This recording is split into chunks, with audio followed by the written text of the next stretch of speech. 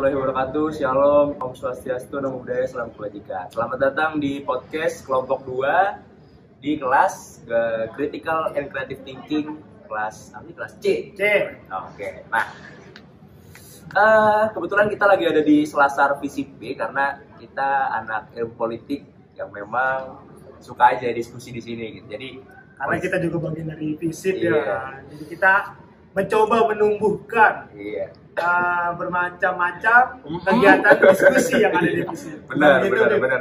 Jadi ya memang mungkin kebanyakan teman-teman yang lain pada buat di ruang podcast, tapi emang kita pengen beda aja dan memang belum ngurus perizinannya. Iya, itu dia makanya. Ya enggak, tapi emang kita pengen beda karena kita mau make tempat yang dimana kita sering diskusi soal isu-isu sosial dan politik. Ya, isu nasional dan internasional. Iya benar. Terakhir kita tuh bahas apa sih? Terakhir tuh kita bahas G20, G20 mengenai Indonesia menjadi presidensi G20 kan.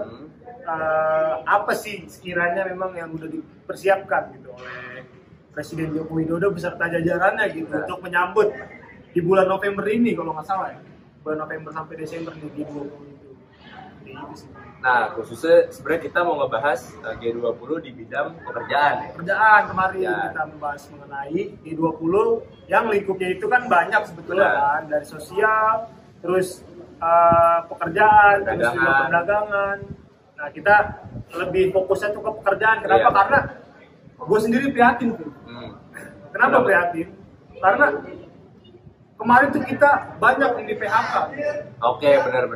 Dampak dari pandemi global yang ada di dunia ini tuh membuat orang-orang di dunia itu justru kehilangan pekerjaannya, dan ini harusnya tuh menjadi titik fokus pemerintah dan seluruh dunia lah bahasanya untuk bekerja sama menyelesaikan masalah ini, yang dimana masalah ini tuh bukan masalah satu negara saja, tapi ini sudah menjadi masalah global. Iya.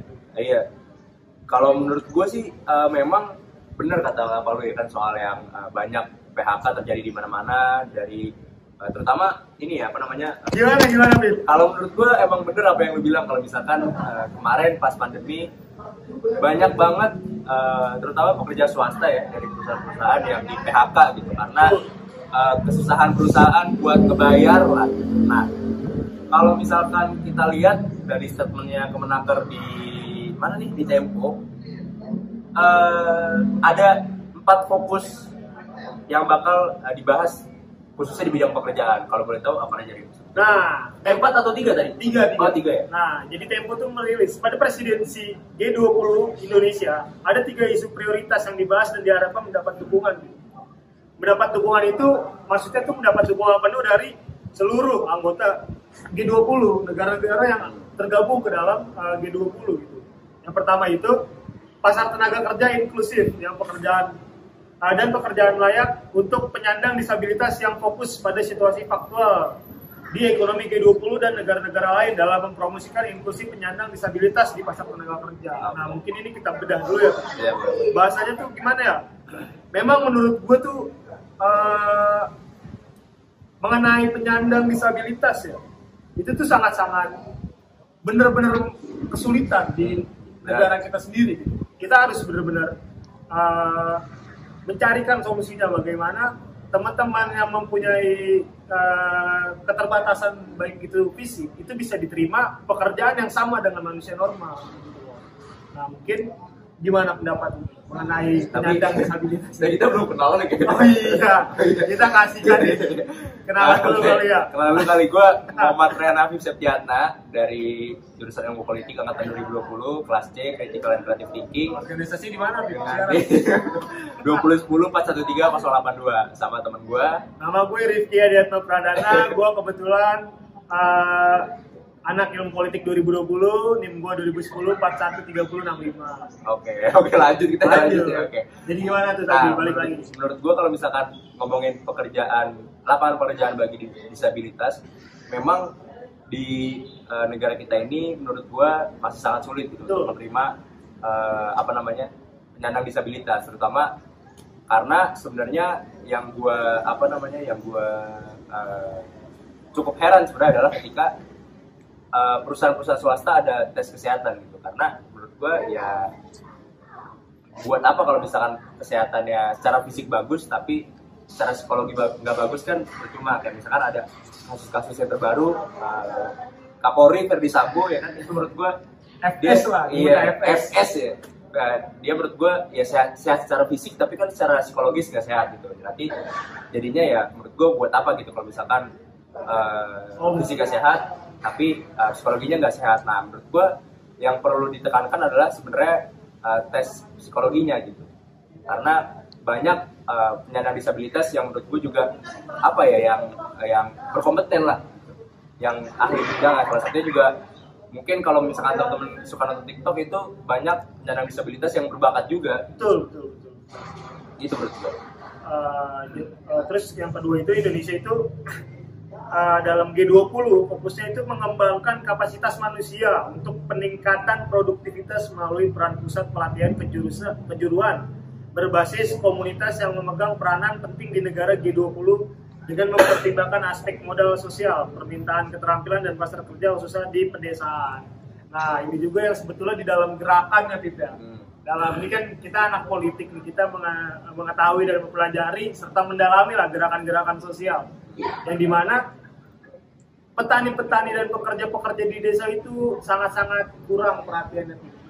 Itu yang apa bahasanya? Yang dimana itu malah pada akhirnya menurut gue pribadi ya, itu hanya akan menambah angka perpindahan penduduk dari desa ke kota, yang dimana di kotanya itu malah menjadi padat, sehingga pekerjaan-pekerjaan di desa ditinggalkan.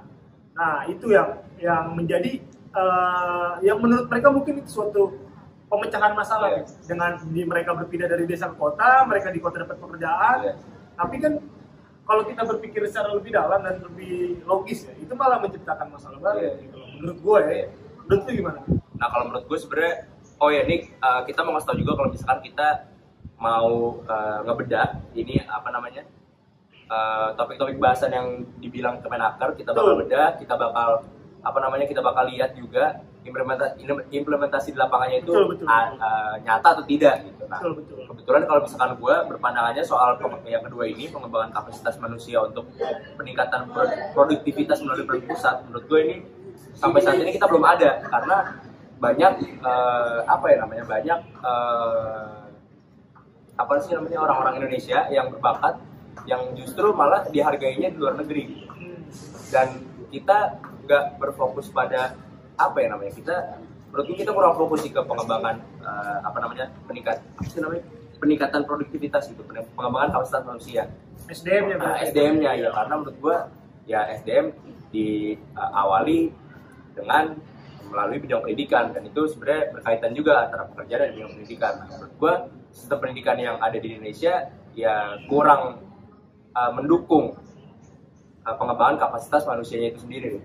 Iya benar, gue sepakat sih sama lu. Kenapa? Karena seharusnya ya banyak gitu orang-orang di pedesaan yang memang sebetulnya cerdas. Cuma ya memang karena sebetulnya gue sepakat sama lu, SDM itu memang penting. Tapi yang lebih penting menurut gue fasilitasnya gitu.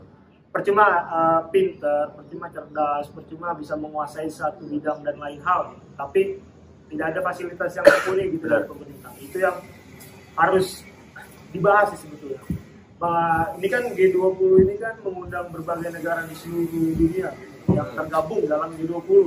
Mungkin di dalam forum-forum ini itu mungkin bisa saling sharing ya sebetulnya. Harapan kita itu Indonesia itu bisa meniru lah negara-negara maju yang ada di dunia mengenai sistem pekerjaan ini, pekerjaan di desa, bagaimana memperhatikan fasilitas di desa gitu. Tidak hanya supaya desa ini tidak berpaku hanya pada kota saja, tapi desa ini tuh bisa menjadi desa swadaya yang memang bisa mengembangkan apa yang ada di desa tersebut gitu. Ya benar, karena juga yang gue lihat adalah ketika misalkan pada momentum pemilihan presiden, calon-calon presiden ini berkampanye selalu ingin membuka lapangan pekerjaan yang lebar, tapi menurut gue ini adalah PR pemerintah yang sekarang itu, pemerintahan Jokowi, karena itu tadi balik lagi kalau misalkan kemarin pandemi ini ngebuat kita banyak yang di PHK pekerjaan-pekerjaan itu. Nah, menurut gue kampanye tersebut ya cobalah direalisasikan sekarang. Nah, iya. Nah, Oke. mungkin masuk yang ketiga, isu yang ketiga yang dibilang sama Kemenaker adalah tersedia penciptaan lapangan kerja berkelanjutan menuju perubahan dunia kerja yang fokus pada pengembangan kewirausahaan, membangun ketahanan perusahaan, dan meningkatkan produktivitas. Oh, ada 4 nih. Oh, ada empat ternyata. Ada empat. Aduh. Keselip. Iya, keselip. Menurutku gimana tuh yang ketiga? Gimana yang ketiga gimana, Pip? Tersedia penciptaan lapangan kerja berkelanjutan menuju perubahan dunia kerja yang fokus pada pengembangan kewirausahaan, membangun ketahanan perusahaan, dan meningkatkan produktivitas. Nah, lebih fokus ke wirausahaan. Nah, menurut gua itu sangat-sangat menjadi modal utama di saat kita masa transisi seperti ini. Itu harus pemerintah tuh harusnya menurut gua ya, harus memfasilitasi, balik lagi sebetulnya memfasilitasi dan mencontoh, meniru lah bahasanya gaya-gaya negara-negara yang sudah maju. Karena kan kita memang negara berkembang, dan dalam konferensi G7 kemarin di Jerman, ketika ada konflik Rusia dan Ukraina juga, itu Presiden Jokowi itu mengakui bahwa setiap ada konflik global atau konflik perang, itu yang paling terdampak itu ya negara-negara berkembang gitu. Nah, maka dari itu di saat masa transisi seperti ini seharusnya pemerintah itu menurut gue ya, mungkin gue rada kritik pemerintah sedikit ya, lebih fokus untuk membuka lapangan pekerjaan dulu sebanyak-banyaknya, atau yang meningkatkan sumber daya manusia melalui fasilitas-fasilitas yang dibangun. Jadi anggarannya itu dialokasikan untuk mengembalikan lah etos kerja, terus juga ketahanan perusahaan, dan meningkatkan produktivitas yang bisa diproduksi lah, baik di desa maupun di kota, kan gitu. Bukan malah anggaran itu dibuat atau dialokasikan ke hal-hal yang tidak urgent gitu bahasanya, kayak gitu. Nah, sebenarnya fun fact juga, gue kemarin menganalisis APBN kita, yang dimana dalam APBN kita anggaran terbesar itu ada di Kementerian Pertahanan. Itu sebenarnya yang perlu dipertanyakan sebenarnya. Kenapa kalau misalkan di sini dibilang fokusnya ke lapangan pekerjaan dan lain-lain, pada masa transisi ini seharusnya menurut gue yang lebih relevan adalah anggaran tersebut dialihkan ke kesehatan, karena untuk pemulihan pemulihan bidang kesehatan tentunya, terus juga Kementerian Sosial dan mungkin Kemenaker, karena kan sebenarnya tiga kementerian itu yang sangat vital, yang bersinggungan langsung dengan transisi ini.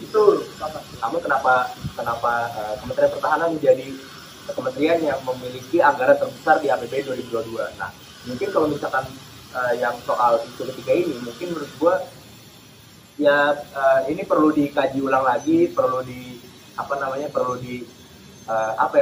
riset ulang lagi biar bisa terlaksana gitu. Karena benar kata Rifki, lapangan pekerjaan dibuka aja dulu seluas-luasnya, nanti kewirausahaan itu bakal hidup sendiri. Tentu juga sebenarnya isu ini saling berkaitan. Tadi soal pengembangan kompetensi masyarakat itu kan juga bisa mendukung masyarakat untuk berwirausaha juga nantinya gitu. Karena menurut gua ya itu sih sebenarnya, kalau misalkan urgensinya harus diperhatikan lagi lah. Nah, mungkin yang terakhir kali ini. Boleh. Terakhir tuh Indonesia itu mempunyai isu terakhirnya. Tadi sempat kelewat, ternyata ada 4 isu terakhir yang benar-benar sangat-sangat vital lah, yaitu menyesuaikan pelindungan tenaga kerja dengan memberikan perlindungan yang efektif dan meningkatkan ketahanan bagi semua pekerja. Menurut lu gimana, Tim? Ini menurut gue ini kenapa ditaruh di akhir? Itu yang sangat gue sayangkan. Kenapa? Karena sebetulnya menurut gue isu terakhir ini adalah isu-isu yang paling marak terjadi di Indonesia. Kenapa? Karena banyak pekerja-pekerja itu yang tidak terlindungi, tidak terfasilitasi, tidak terlindungi, bahkan ya asal aja gitu. Menurut lu gimana nih? Menurut gue juga ya sebenarnya itu ya, karena ini isu ini tuh sangat vital, karena banyak banget. Salah satunya kita di yang pemecatan banyak orang yang PHK itu kan sebenarnya salah satu masuk ke isu ini gitu. Kenapa pada saat semua orang udah banyak yang ke PHK, baru isu ini baru diangkat? Maksud gue gitu.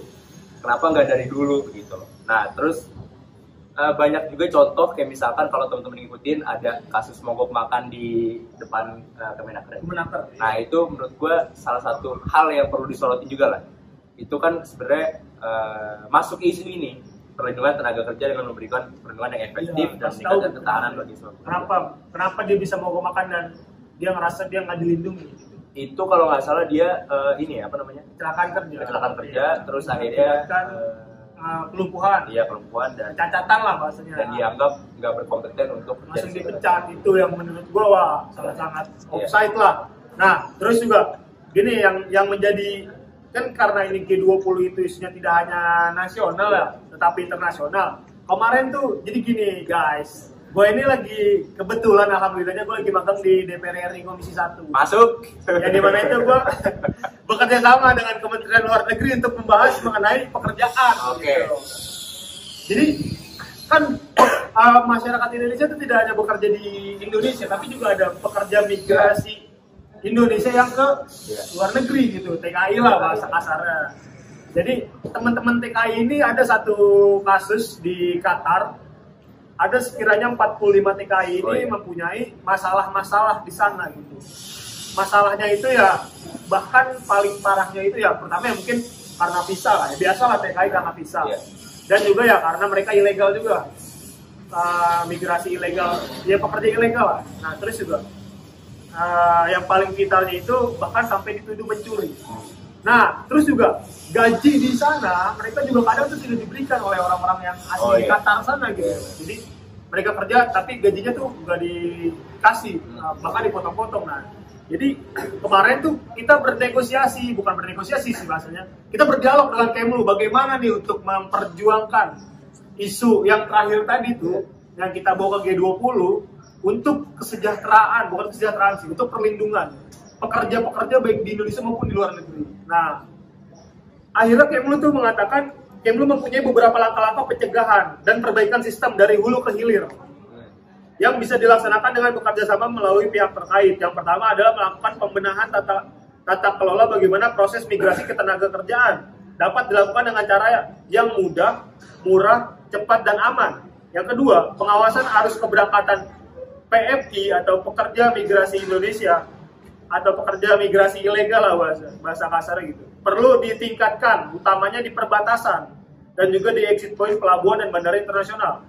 Ketiga, mendorong penegakan hukum yang tegas utamanya kepada pihak-pihak yang memberangkatkan tidak sesuai prosedur. Keempat itu penegakan hukum tersebut Kementerian Luar Negeri mengusulkan sekiranya bisa dilakukan aspek pemberatan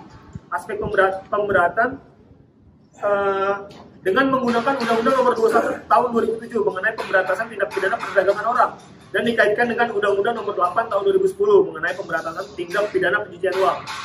Kemudian usul yang lain adalah melakukan edukasi publik mengenai migrasi aman dan modus-modus tindak pidana perdagangan orang. Kenapa? Karena TKI atau pekerja migrasi ilegal gitu yang suka masuk ke luar negeri dengan calo-calo itu ya sebetulnya kan mereka karena di Indonesia itu ini kata Kemlu ya, bukan kata gue ya, kata Kementerian Luar Negeri ya. Di Indonesia itu dia tidak mempunyai kesempatan untuk bekerja, tidak mempunyai rasa aman untuk bekerja, tetapi diiming-imingi oleh orang lain gitu. Ayo lu kerja aja di gue gitu bahasanya. Lu ikut gue aja kerja di luar negeri. Tapi ketika kerja di luar negeri tanpa adanya prosedur yang jelas, di sana tuh mereka kesulitan gitu loh. Bahkan sampai diancam pidana lah sama pihak sana gitu karena dituduh mencuri dan lain-lain. Sedangkan ketika mereka mengadu ke Kedubes Indonesia, ya Kedubes Indonesia tidak mempunyai data-data valid, paspor dan lain-lainnya. Kenapa? Karena dia ilegal gitu. Nah ini mungkin perlu ditekankan ya, pada saat G20 nanti bagaimana menyesuaikan dan menyelesaikan masalah konflik nasional dan juga internasional dalam ranah pekerjaan. Ya mungkin juga teman-teman tahu juga soal isu-isu kalau misalkan TKI itu ya HAM-nya itu nggak terlalu terjamin lah. Betul. Gitu, bahkan sama pemerintah kita sendiri gitu. Betul. Kita nggak bisa ngejamin. Nah mungkin karena kita keterbatasan waktu, jadi bahasan kita sampai sini dulu aja nih ya. Mungkin nanti kalau bisa langsung ngobrol bareng aja kali ya, bisa kontakin IG-nya Apip karena cari aja Apip di Bemvisip gitu. Ada deh pejabat Bemvisip. Nah, mungkin kalau teman-teman penasaran bisa nanti lanjut part 2 insya Allah. Oke, kalau rame lanjut part 2. Gua Apip cabut. Gua Rifki undur diri. Dah. Dadah.